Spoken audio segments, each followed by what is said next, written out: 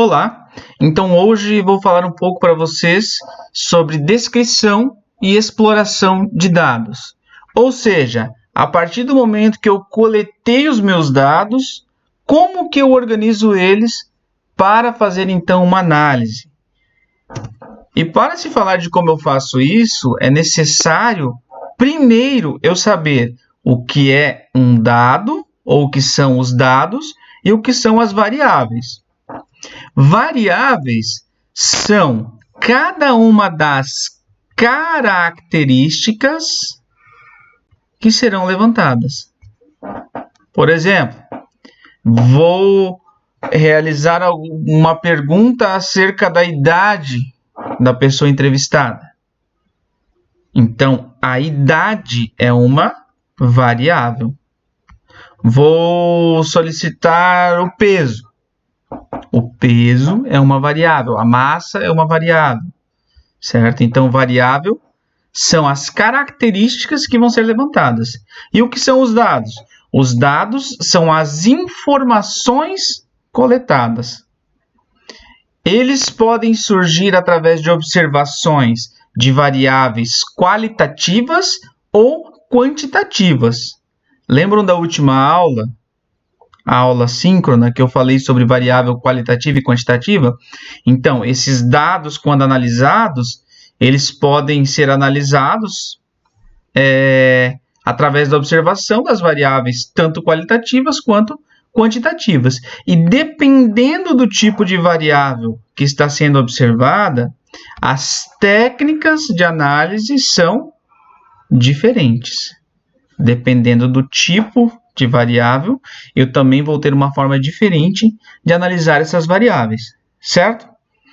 Então, durante essa aula, as falas que eu vou realizando, a gente vai considerar que os dados já foram observados e eles são de uma amostra ou de uma população. Aqui um exemplo, então.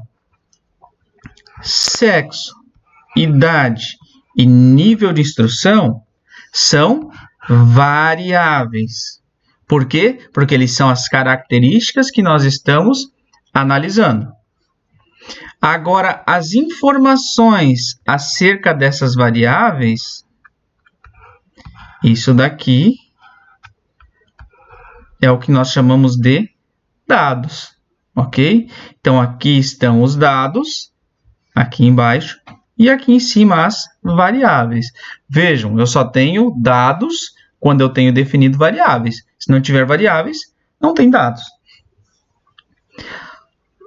Tudo o que vai ser visto hoje, nesta aula, estão lá no livro Estatística para Cursos de Engenharia e Informática, do Barbeta, que é o livro referência para o nosso curso, ok? Continuando então, sabendo o que é variável e o que é dado, nós podemos conversar um pouco sobre distribuição de frequência. O que é a distribuição de frequência? Ela consiste na organização dos dados de acordo com a ocorrência dos diferentes resultados observados. Então, peguei esses dados, a organização desses dados conforme a ocorrência, ou seja, conforme o tanto de vezes que tal dado acontece ou que tal dado é observado, eu tenho o que nós chamamos de distribuição de frequência. Essa distribuição de frequência, ela pode ser apresentada através de tabelas ou através de gráficos. Em geral, constrói-se a tabela dos dados, porque ela é necessária, para então conseguir representar graficamente. Ela é necessária para fazer o gráfico. Sem tabela, fica difícil de construir o gráfico, né? Elas podem ser constituídas, então, por variáveis, ou melhor, elas podem ser constituídas por variáveis qualitativas ou quantitativas. E dessa forma, ela pode também ser construída para variáveis qualitativas e variáveis quantitativas. E essa construção, novamente, vai depender do tipo de variável. Como que eu organizo uma distribuição de frequência e construo os gráficos de variáveis qualitativas. Lembrando, o que são variáveis qualitativas? São aquelas onde os possíveis resultados são observados na forma de categorias. Por exemplo, cor do cabelo. Esse tipo de resultado ele é observado numa forma de categoria e não numa forma de número. Cor do cabelo, loiro, castanho, ruivo e aí por diante. São categorias que eu consigo classificar, então isso são variáveis qualitativas. Eu acho mais interessante ainda você associar qualitativa à qualidade. Ela está expressando alguma qualidade do indivíduo ou do que eu estou observando, que pode ser uma peça, pode ser um objeto, enfim, qualquer coisa. Essa variável qualitativa, ela pode ser nominal. O que é nominal? Que não existe uma hierarquia entre as informações, certo? Não tem hierarquia. Por exemplo, qual o gênero que você se identifica? Não tem hierarquia na questão de gênero. Gênero é o seu gênero e deu. Qual a cor do seu cabelo? A cor do meu cabelo é ruivo. A cor do meu cabelo é preto. Não importa a ordem. Não tem assim, primeiro ruivo, depois negro. Não existe uma hierarquia. Gosto musical. Não tem hierarquia. Então, isso são variáveis nominais. E nós temos as variáveis ordinais.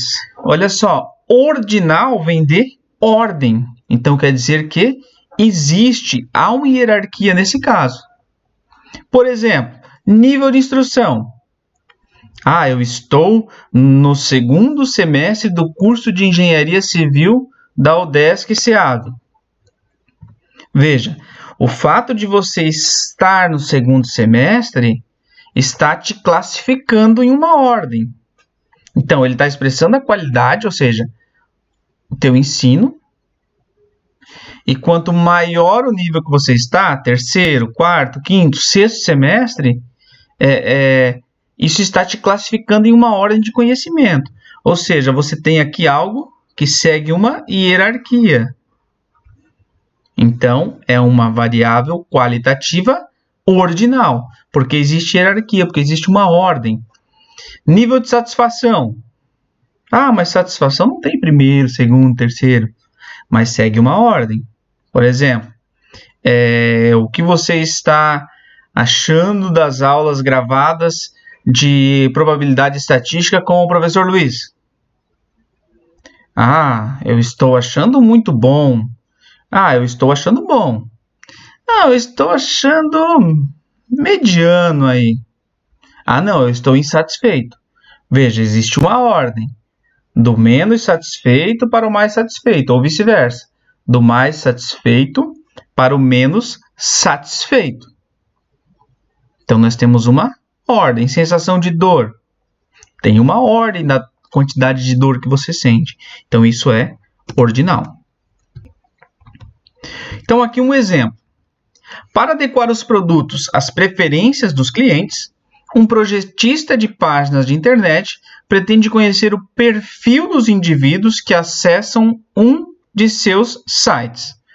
Pensando nisso, ele fez uma pesquisa e levantou algumas características dos visitantes dos seus sites, como descrito na tabela abaixo. Para esta pesquisa, estamos considerando uma amostra de 40 pessoas.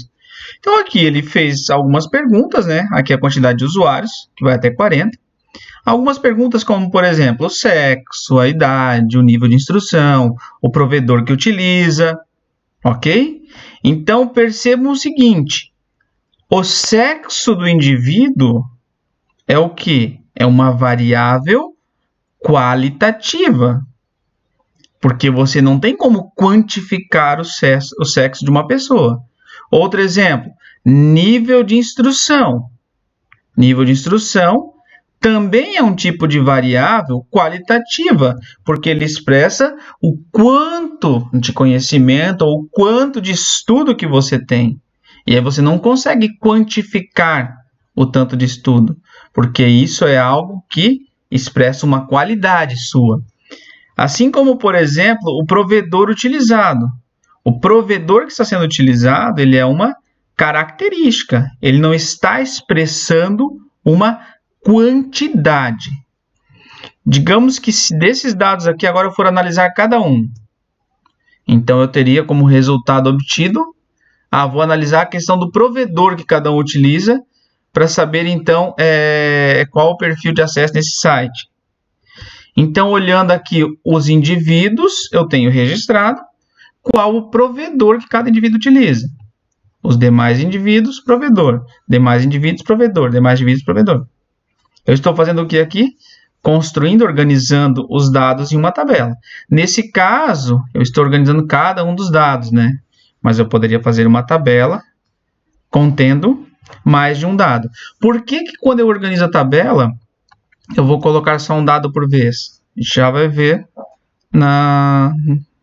mais à frente. Então, pegando aqueles dados com relação ao provedor, que são os dados que eu separei aqui individualmente, eu consigo organizar esses dados em uma tabela, que são as tabelas de distribuição de frequência. Nesse caso aqui, como eu peguei a do provedor, o que eu estou fazendo aqui? Eu estou organizando essa tabela conforme os provedores. Então, olha só, aqui eu tinha os dados em uma tabela enorme. Aqui está uma parte dela, aqui está outra parte dela. Agora, imagine se eu fizesse isso com um conjunto de 3.000 indivíduos. Então, eu teria que organizar uma tabela aqui com 3.000 linhas. Para reduzir esse trabalho, eu faço o quê? Eu construo tabelas com as chamadas distribuições de frequência. O que isso significa? Que eu dividi as linhas aqui nos tipos de provedores que eu tinha na pesquisa, que no caso eram provedor A, provedor B, provedor C e provedor D. Então, eu contabilizo, ou seja, eu calculo a frequência. O que é a frequência? A quantidade de indivíduos que responderam que utilizam o provedor A. A quantidade de indivíduos que responderam utilizar o provedor B. Depois o provedor C e o provedor D. E essa frequência aqui dentro da tabela, ela é chamada de frequência absoluta.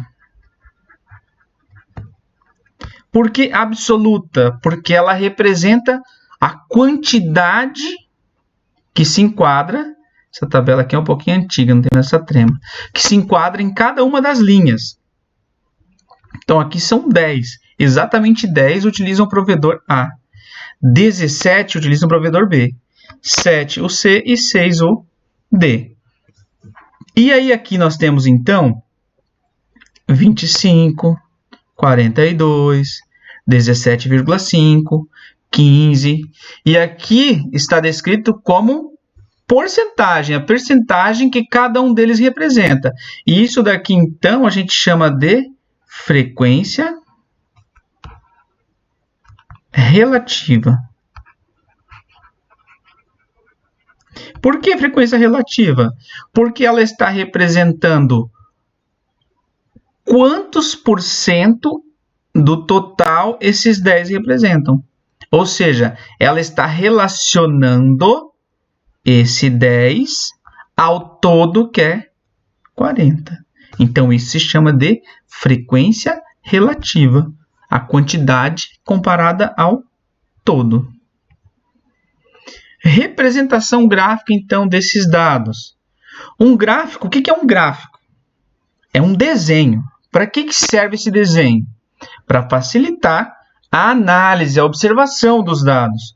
Os tipos de gráfico mais comuns são o gráfico de barras, que até um bom tempo atrás, ainda tem alguns autores que acabam fazendo assim, eles separavam o gráfico entre de barras, em gráfico de barras e gráfico de colunas. Eu acho mais interessante tratar tudo como gráfico de barras, e aí nós temos barras verticais e barras horizontais. Estes tipos de gráfico, eles são utilizados para variáveis qualitativas ordinais, com muitas categorias e destaque das categorias mais frequentes. Geralmente, ele é utilizado quando você deseja comparar os dados entre si. Já o gráfico de setores, ele é utilizado mais para variáveis nominais, com poucas categorias e destaque para uma categoria em particular. Geralmente, ele é utilizado quando você quer comparar os dados com o todo. Aqui, para vocês compreenderem, então, ó, aqui nós temos o gráfico de barras, né? Barras verticais, barras horizontais. Vejam que essa questão da verticalização ou representação horizontal facilita a comparação de uma barrinha com a outra. Por exemplo, eu consigo observar aqui que essa quantidade está muito acima desta quantidade. Já o gráfico de setores, ou gráfico de pizza, ele serve para quê? Para você olhar e conseguir ter uma noção da quantidade que cada item representa quando comparado ao todo. Então, ó, aqui você olha o tamanho da fatia, você vê que representa uma quantidade considerável. Quando olhando para essa fatia, representa uma quantidade um pouquinho menor, né? Então, é nesse sentido também que a gente utiliza cada um dos tipos de gráfico. E claro, eu trouxe aqui os que são mais utilizados, o que a gente vê com mais frequência. Ainda tem o de linha, que também às vezes vê-se com mais frequência. O gráfico de linha, em geral, ele é utilizado quando você quer analisar a evolução de alguma coisa. Então, por exemplo, você está coletando dados, realizando pesquisas sobre as eleições. Então, nesse sentido, sobre as eleições, você quer ver a evolução do candidato. Então, a evolução de um candidato comparado aos outros fica muito mais fácil quando você vê a linha desse crescimento do que quando você vê só as barras, né? Exemplo, então, de representação gráfica daquela nossa tabela de frequência. Vejam só. Aqui eu representei em barras tanto verticais quanto gráfico de setores, utilizando de porcentagem. Veja que no gráfico de barras facilita consideravelmente a comparação. A gente vê aqui que o provedor A ele está sendo muito mais utilizado que o B, desculpa, está sendo muito mais utilizado que o A, o C e o D. Eu consigo comparar entre eles. E aqui eu consigo verificar que de todos os provedores, o que se utiliza com mais frequência é esse daqui, que é o provedor B. E aqui, ó, eu coloquei numa questão numérica, né? Certo? Então, eu coloquei aqui os provedores e aqui as quantidades em valores... não é valores numéricos, desculpa, é porcentagem também, tá? Em porcentagem também. Então, de novo, só para você analisar os dados. Ainda, esse gráfico aqui de barras horizontais tem um tipo específico, agora eu esqueci o nome, onde, deixa eu até ver se eu tenho ele aqui, só para confirmar com vocês. Para ver se eu tenho essa informação aqui, tá? Só um pouquinho.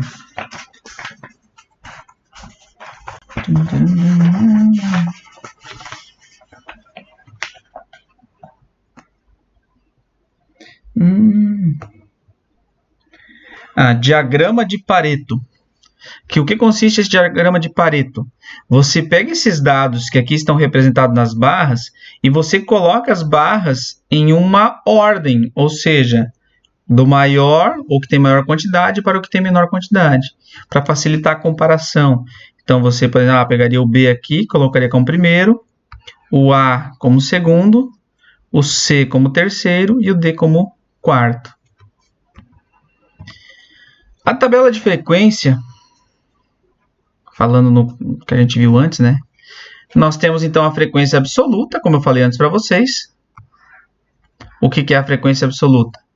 Diz respeito ao número de observações, e a relativa, que é o percentual. Dentro da tabela de frequência, sendo ela uma tabela, existem as normas ABNT que definem como que deve ser a tabela. A tabela deve conter título, quando e onde que os dados foram obtidos. Por exemplo, lá no começo, quando eu trouxe essa informação aqui para vocês, ó, vamos voltar aqui, ó. Nessa tabela, olha aqui, ó, fonte. Está aqui descrita a fonte de onde eu retirei a tabela e teria que ter aqui do lado quando que eu obtive os dados dessa tabela, certo? Segundo as normas ABNT. Então, se eu for escrever um artigo científico, por exemplo, essas informações precisam estar contidas lá junto com a minha tabela. Então, aqui um exemplo, ó. Em um questionário, levantou-se qual o nível de instrução do chefe da casa em 120 famílias dos bairros Monte Verde, Parque da Figueira e Encosta do Morro. Alguns bairros aí aleatórios. Então, tem que ter um título. Qual que seria o título dessa tabela? Nível de instrução do chefe da família. Esse seria o título que eu teria que colocar aqui em cima. Aí aqui embaixo, na fonte, eu colocaria o autor, se foi eu que realizei essa pesquisa. Se não foi eu tenho que colocar o nome aqui de quem realizou a pesquisa, certo? E aí, então, juntamente aqui ou no texto que antecede a tabela, eu teria que colocar a data que eu realizei essa coleta de dados ou essa coleta de informações, certo? Graficamente, então, para representar esses dados aqui, eu iria representar ele com o que a gente chama de um gráfico de barras múltiplas. Ou seja, ao invés de só uma barrinha para cada item, eu tenho aqui 3 barras para cada item, certo? E aí eu estipulo, então, tendo 3 barras, uma legenda para esse gráfico. Outra forma de representar esses dados é utilizando uma tabela de dupla entrada. O que nós estamos vendo, ou vimos até então, é uma tabela de frequência. Aqui nós temos uma tabela de dupla entrada. O que é uma tabela de dupla entrada? É uma tabela que ela utiliza para registrar as observações de forma independente. Então, é uma tabela utilizada para registrar observações de forma independente, de uma ou de mais variáveis. Ela também é chamada de tabela de contingência. Uma análise multivariada permite o quê? Estabelecer relações entre variáveis e verificar se os dados têm correlação ou não. Tá, professor, qual é a relação aqui, tabela dupla entrada e análise multivariada? É que a partir de uma tabela de dupla entrada, eu consigo realizar essa análise multivariada da tabela. Por exemplo, que eu coloquei bivariada porque são só 2 informações, né? Em um questionário, levantou-se algumas características de 120 famílias dos bairros, aquele dado que nós tínhamos antes. Foram perguntados sobre o nível de instrução, o uso de programas de alimentação popular, o número de pessoas residentes no domicílio e a renda mensal familiar. O que quer se fazer com essas informações? Verificar se o nível de instrução do chefe da casa tem relação com a participação em programas de alimentação popular. Uma observação, só um adendo aqui. Quando eu falo, aqui no exemplo, chefe da casa, chefe eu não estou querendo dizer no sentido de que o chefe é um homem. Não, o chefe é a pessoa que tem a maior renda dentro da casa, certo? Pode ser a mãe, pode ser um dos filhos, pode ser o avô, enfim. É a pessoa que tem a maior renda dentro da constituição familiar, certo? E aí, o que ele quer fazer aqui? Verificar se o nível de instrução do chefe da casa tem relação com a participação em programas de alimentação popular. Então, olha só. Aqui nós temos o quê? O objetivo, que a gente viu lá na última aula. O objetivo da pesquisa. O que é o objetivo da pesquisa? Verificar se o nível de instrução tem relação com a participação em programas de alimentação. Então, foi realizado. Olha aqui, ó, dupla entrada. Sim ou não. E aqui, o nível de instrução. Então, tem a entrada, que é dizer sim ou não. Tem a entrada, que é o nível de instrução. Então, é uma tabela de dupla entrada. Aqui nós temos o quê? Ó? Nenhum nível de instrução. 31 indivíduos responderam sim, 7 responderam não. 22 que tem fundamental, 16 não. 25 que tem médio, 19 não. Total, 78 pessoas responderam sim, 42 pessoas responderam não. Totalizando 120 pessoas entrevistadas. Agora, olha só. Eu vou analisar esses dados para quê? Para verificar se esse nível de instrução do chefe da casa tem relação ou não com a participação em programas de alimentação. Isso daqui é um tipo de tabela de dupla entrada. A partir agora dessa organização dos dados, eu realizo uma análise desses dados e então eu consigo tirar alguma conclusão acerca desse comparativo. Só para... Eu acho que eu falei e agora eu fiquei pensando, não sei se ficou bem claro para vocês. Dupla entrada, então, o sim ou não está relacionado ao uso de programas sociais de alimentação. Então, uso de programas, sim ou não.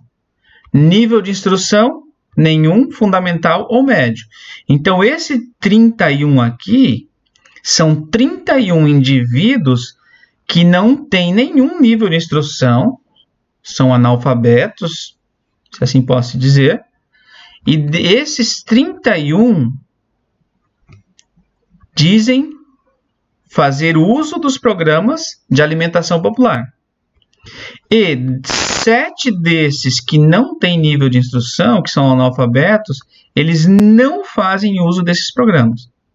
Isso quer dizer o quê?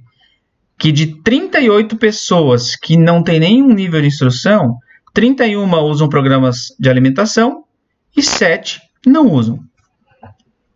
38 pessoas entrevistadas têm ensino fundamental. Dessas 38, 22 utilizam programas de alimentação e 16 não. E aqui, nível médio, 25 usam do programa, 19 não. Total, 44 pessoas entrevistadas. Então, vejam bem, 38 pessoas não têm nenhum nível de instrução, 38 têm o fundamental, 44 têm o médio. 78 pessoas responderam que usam programas de alimentação popular e 42 que não. E aqui nós temos, então, o total de pessoas que foram entrevistadas. Por isso que é uma tabela de dupla entrada. A dupla entrada é uso de programas, nível de instrução do chefe da casa. Ok? Distribuição de frequência, então, construção de gráficos, quando os nossos dados são variáveis quantitativas. O que é uma variável quantitativa? São variáveis que são expressas ou representadas por números. Ou seja, elas representam contagem ou medida. Certo? Essas variáveis, elas podem ser discretas. O que são discretas? Que os valores podem ser listados. Ou seja, em geral, são números inteiros. Quando eu tenho números inteiros, eu tenho uma variável quantitativa discreta. Quando eu não tenho números inteiros, ou seja, quando a minha variável pode assumir infinitos valores, eu tenho uma variável quantitativa contínua. Exemplo de discreta: idade, número de habitantes em uma residência, número de filhos. Não tem como eu ter 2,5 filhos, né? Então, são sempre quantidades inteiras. Agora aqui o peso. Eu tenho 105,328 quilos. Então, isso pode assumir qualquer valor, o teu peso. A tua altura pode assumir qualquer valor. Professor, mas pode assumir até 3 metros? Não, calma. Dentro do intervalo de, sei lá, de 1 metro até 2,50 metros, qualquer um valor ali no meio pode ser uma altura. A questão do tempo, a questão da distância. Então, tudo isso são variáveis quantitativas contínua. Contínua vem no sentido de que não tem buracos, ela continua, né? Quando eu tenho esse tipo de variável, eu vou ter que analisar o quê? Que dependendo do tipo que ela é, eu tenho que escolher o método de representar essa frequência. Por exemplo, se ela for quantitativa discreta, para fazer a tabela de frequência, ou seja, a distribuição de frequência, exemplo, fazer a distribuição de frequência para o número de pessoas que moram nas residências do bairro Monte Verde. Então, eu faço o quê? Coloco aqui número de pessoas, como a gente fazia a tabela de frequência antes, e a quantidade de residências com esse número de pessoas. E aqui, claro, porcentagem. Então, nós temos frequência absoluta, frequência relativa e número de pessoas por domicílio. Então, se a variável é quantitativa discreta, se eu consigo enumerar ela, eu faço uma tabela colocando em cada uma das linhas os números que podem ser assumidos. E aí, como consequência, eu faço o quê? Pego essa tabela, que aqui está, e posso construir o gráfico dela. Certo? Então, número de pessoas é 1. Frequência de residências, 1. Então, graficamente, número de pessoas por residência, 1. Frequência, 1. 2 pessoas por residência, frequência 3. Então, 2 pessoas por residência, frequência 3. 3 pessoas, frequência 6. Então, aqui, frequência 6. E assim, eu vou construindo o gráfico, semelhante ao que a gente fazia antes. Descreve os termos e constrói o gráfico. Como consequência, o nosso gráfico seria este carinha aqui. Uma observação, aqui eu estou fazendo o quê? E em geral utiliza-se assim. No eixo horizontal, você indica o valor dos dados observados. E no eixo vertical, você indica a frequência. Em geral, se indica a frequência na vertical, certo? E a quantidade de dados, ou melhor, os valores dos dados, na horizontal. Então, aqui nós temos o gráfico construído bonitinho. Isso para variável quantitativa discreta. E agora, quando que a variável é contínua? Porque se a variável é contínua, nós temos um problema. Porque se ela é contínua, ela pode assumir qualquer valor em um intervalo. Isso significa que se eu coletasse o dado da altura de 250 pessoas, poderia acontecer de eu ter 100 medidas de altura diferentes. E aí não é viável construir uma tabela com 100 linhas. Então, nesses casos, não é comum utilizar essa tabela de frequência como estávamos fazendo anteriormente. Então, nós fizemos o que nesse tipo de caso, na análise desse tipo de variável? Nós utilizamos ou diagrama de pontos, ou tabelas de frequência por classes, histograma, polígono de frequência, ramo e folhas, e assim por diante. Tá? São formas de eu conseguir representar as variáveis quantitativas contínuas. Qual a forma mais comum de representação desses dados? Tabela de frequência por classes. O que é uma tabela de frequência por classes? É quando você pega todos os dados e você vai dividir esses dados em classes, em pequenos grupos. E aí você faz a contagem. Por exemplo, Os dados a seguir representam o tempo em segundos para baixar um aplicativo num sistema compartilhado. Então, aqui estão todos os dados que foram coletados. Certo? O primeiro passo para eu conseguir organizar esses dados em uma tabela seria organizá-los no que a gente chama de rol crescente. Ou seja, pegar os dados que aqui estão todos desordenados e organizar em ordem crescente. Depois disso, de organizar isso em ordem crescente, eu vou então definir qual é a amplitude dos meus dados. O que é amplitude? Quanto que variam os meus dados desde o menor valor que ele pode assumir até o maior valor. Neste nosso exemplo aqui, o menor dos valores é 4,7. E o maior dos valores é 14,1. E agora eu vou fazer o quê? Para conseguir construir a tabela de frequência. Eu vou aproximar aqui à esquerda o valor mais próximo de 4,7 inteiro, que é o 4. E aqui à direita, o valor mais próximo de 14,1, que é o 15. E aí, então, eu posso fazer o quê? De 4 até 15, nós temos uma amplitude de 11 unidades. Então, eu posso dividir as classes, ou melhor, dividir todas essas minhas informações em 11 grupos, que vão do 4 até o 15. 11 grupos que são chamados de classes. Isso daqui eu analisei porque eu acredito que vai ficar mais visível, e de fato é isso que a gente tem que fazer quando observa os dados. Vai ficar mais fácil de organizá-los se eu partir do 4 até o 15 do que eu partir do 4,7 até o 14,1. Por quê? Porque aí eu vou dividir em classes de uma unidade. 1. Mas nem sempre eu consigo ter essa visão.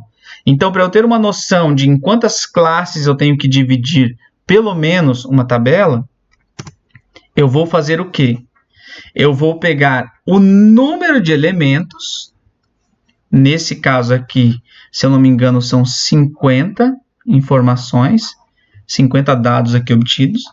E eu vou tirar a raiz quadrada disso. Raiz quadrada de 50 dá 7, alguma coisinha. Como eu não vou ficar dividindo as classes por números decimais, eu faço o que então? Eu pego isso daqui e arredondo uma unidade para cima. Então, ao invés de 7, eu vou fazer 8 classes. E eu teria que fazer o quê? 15 menos 4, 11. Então, eu teria que fazer 11 dividido por 8. Para saber o quê? A amplitude de cada uma das classes. Ah, mas eu não quero 8. Aqui ficou muito perto de 7, então eu quero só 7 classes. Tá, tudo bem. Daí você tem que fazer o quê? 11 dividido por 7. 11 dividido por 8, deixa eu fazer aqui, dão 1,375. E 11 dividido por 7 dá 1,58 aproximadamente. Quando eu vou arredondar, eu tenho que sempre arredondar para cima aqui, senão vai faltar termo na minha classe. Então, eu teria que fazer o que aqui? Organizar essa tabela em 8 classes. O que são 8 classes? 8 linhas. Onde o primeiro dos valores na minha linha seria 4 e o último seria 15. Só que vejam, aqui eu trabalharia com uns números decimais muito complicados. Aí que vem a sensibilidade de você perceber que se eu fizer de uma em uma unidade, vai ficar mais interessante a análise desses dados. Porque eu vou estar colocando os dados em intervalos de números inteiros. Tinha uma observação que eu queria fazer aqui. Mais alguma coisa? Tá. Vamos lá então para a organização dessas classes. Então, não tenho muita noção? Tira a raiz quadrada e depois divide o número de dados, ou melhor, a amplitude, né? Divide a amplitude pelo número de classes que você quer. Lembrei da observação. Em geral, se recomenda ter de 5 a, no máximo, 20 classes. Porque senão, daí você já tem uma tabela gigante novamente, e aí você não consegue mais uma análise legal também, né? Então, exemplo daquela tabela de frequência de antes. Primeiro eu vou organizar as classes. Então, como eu optei por fazer 11 classes, 15 menos 4 dá 11, que é a amplitude, né? 11 dividido pelo número de classes, que é 11. Eu vou ter que a amplitude de cada classe é igual a 1. O que isso quer dizer? Que a classe começa no 4, soma uma unidade. A próxima classe começa no 5, soma uma unidade. Começa no 6, soma uma unidade. Até chegar no 15. Este símbolo aqui, ele nos diz o quê? Que quem está à esquerda dele está incluso, ou seja, é contado nessa classe. Quem está à direita, no caso 5, não é contabilizado nessa classe. Ou seja, se aqui nessa classe tivesse um 4 segundos, ele iria aqui na contagem. Se tivesse uns 5 segundos, ele não iria nessa contagem. Ele iria na próxima classe, que aí é onde inclui o 5, tá? Feito as contagens, ok? Você organiza, então, a sua tabela de frequência por classes. Aqui eu coloquei a tabela completa, tá? De início seria o quê? Essa parte aqui da tabela. E esta parte aqui, e esta parte aqui da tabela. Número de observações. Essa parte aqui, tá certo? Ok? Que, na verdade, o número de observações representa o quê? A nossa frequência absoluta. Aí aqui nós temos a nossa frequência relativa, que é a frequência em porcentagem. E vejam que apareceu um valor a mais aqui, né? Ponto médio. O que é o ponto médio? Você está pegando o ponto que está no meio da classe. Entre 4 e 5, o ponto médio é 4,5. Entre 5 e 6, 5,5. Isso daqui depois vai ser útil para a gente calcular a média dos dados de uma tabela organizada por classes. E apareceu aqui mais uma coluna, porcentagem acumulada, ou, como a gente chama de frequência acumulada. O que é a frequência acumulada? Você vai pegar os dados daqui, só que eles vão se acumulando. Primeiro aqui, 14%. Segundo, o segundo vai ser uma junção do percentual do segundo com o percentual do primeiro. Está acumulando. 14 mais 38, 50. 50 mais 26, 76. E assim por diante. Então, você está somando os valores das classes, né?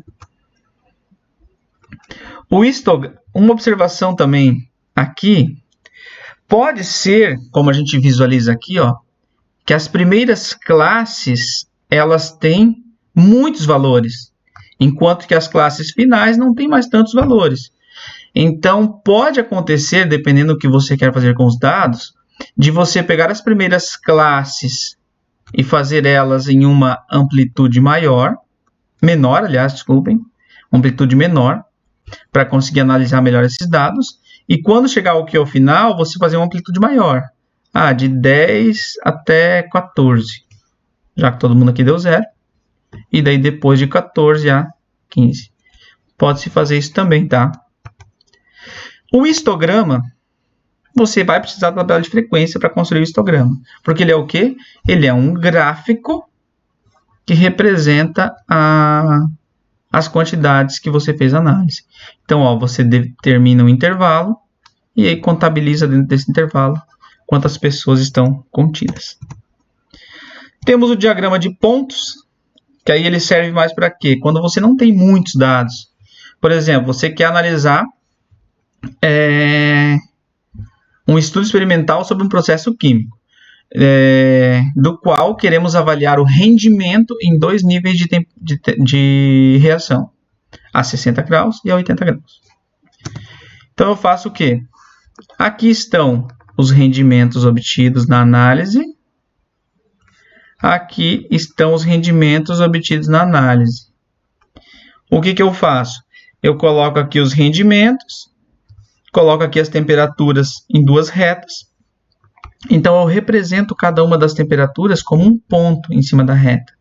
Só que vejam, isso é válido para quantidades pequenas, né? Se eu tivesse aqui 500 informações, também seria complicado de marcar 500 pontos aqui. E o último que nós temos é o diagrama ramo e folhas. O que é o diagrama ramo e folhas? Ele consiste em você apresentar os dados, separando os primeiros dígitos, que são os ramos, dos dígitos que vêm depois, que são as folhas. Por exemplo, lá naquelas frequências que nós tínhamos anteriormente, lá daquela tabela, tá? Aqui, ó, deixa eu botar aqui só. Acho que vai demorar muito para voltar ela. Aqui. Não, volta. As informações que nós construímos esse gráfico. Aqui, ó. Certo? Então, olha só, nós temos aqui 4,9. Nós temos aqui 4,7. Nós temos aqui 4,9 de novo. Nós temos aqui mais um 4,8, um outro 4,9. Então, lá no diagrama ramo-folhas, eu faço o quê? Eu separo por um segmento de reta aqui o primeiro dígito. Então, aqui está o primeiro dígito, que era 4. E do outro lado, eu coloco qual é o segundo dígito. Então, nós tínhamos lá 4,7, 4,8, 4,8, 4,9,9,9,9. Ou seja, ao todo, os valores que começavam com 4 eram 7. Os que começavam com 5, 18. Ó, 1, 2, 3, 4, 5, 6, 7. 1, 2, 3, 4, dá 18. Certo? Então, isso que é um diagrama ramo-folha. Você separa os dígitos. Agora, por exemplo, se eu tivesse assim, ó, 4,7 lá, e eu tivesse 4,72. Então, eu faria isso.